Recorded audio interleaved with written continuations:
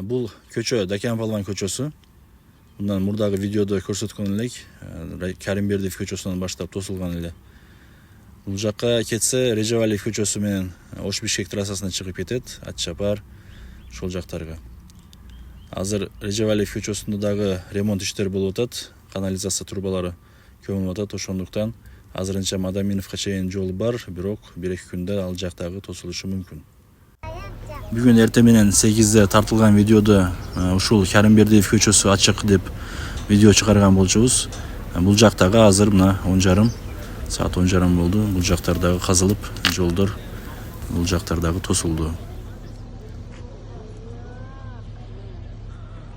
Бул жактан болсо Бадалов көчөсү менен келгенде Жидер алдан. Ушул мына Алымжан Юнусов көчөсүнөн дагы жер казылып, жол тосулду. Бул жактан Сузактын центральный площадына жол машина менен азырынча жок.